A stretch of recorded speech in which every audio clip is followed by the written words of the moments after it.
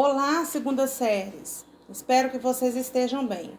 Esse vídeo foi feito para correção das atividades de vocês do bloco 7, que fala sobre a Revolução Francesa e o Império Napoleônico. Aí a questão número 1, a pergunta é o seguinte: a Revolução Francesa, que ocorreu no ano de 1789, é o evento que, segundo alguns autores, inaugura a chamada Idade Contemporânea.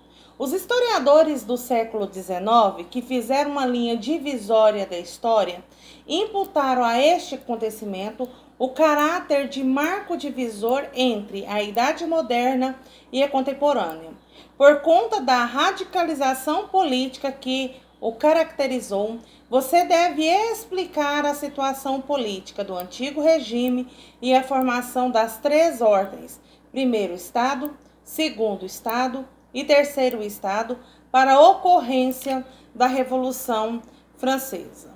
Então vamos lá, resposta de como se organizavam, essa ordem social.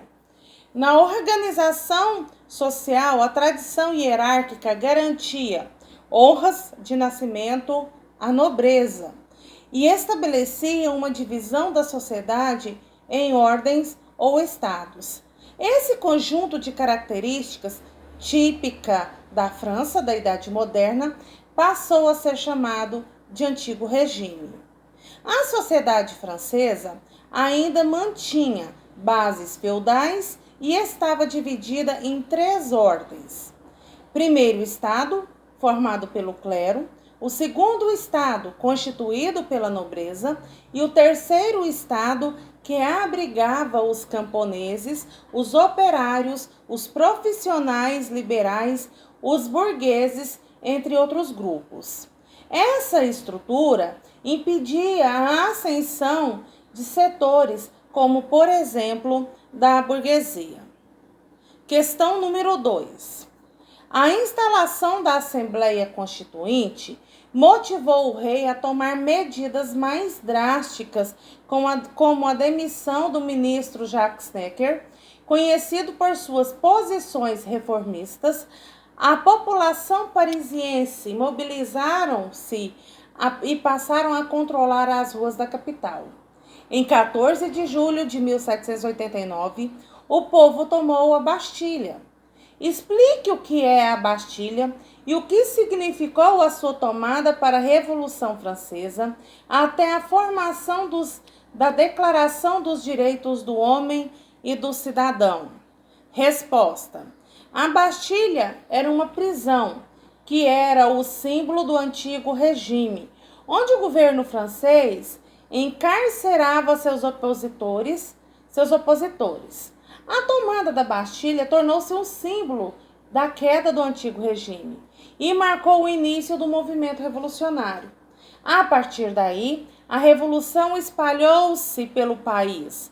A Assembleia Constituinte preparava medidas que formalmente destruíram o antigo regime, tais como confisco de bens da Igreja e a Declaração dos Direitos do Homem e do Cidadão, que reconhecia que todos os homens nascem livres e iguais em direito, onde o Estado tem a função de garantir os direitos naturais e imprescritíveis do homem.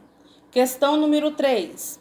Durante a fase da monarquia constitucional, o Estado francês, após a elaboração da Carta Magna do país, a Assembleia Constituinte foi substituída por uma Assembleia Legislativa, que reunia deputados dos revolucionários de diferentes tendências políticas. Os interesses dos revolucionários eram defendidos por grupos que muitos possuíam ideias antagônicas, e os grupos eram os girondinos, os jacobinos, cordeliers e feulieres. Cite a ideia de cada um desses grupos. Resposta: girondino, composto de republicanos moderados, de monarquistas constitucionais. O grupo representava os interesses da alta burguesia e da nobreza liberal. Defensores da liberdade econômica, os integrantes do grupo eram, em sua maioria, originários da Gironda, região do sudoeste da França. Jacobinos, representantes da pequena burguesia rural e urbana, os jacobinos recebiam grande apoio dos sans-culottes, ou calças curtas, contrários à monarquia e aos direitos feudais. Defendiam a igualdade de todos perante a lei. O nome do grupo advinha do convento de Saint-Jacques, local onde eram realizadas suas reuniões.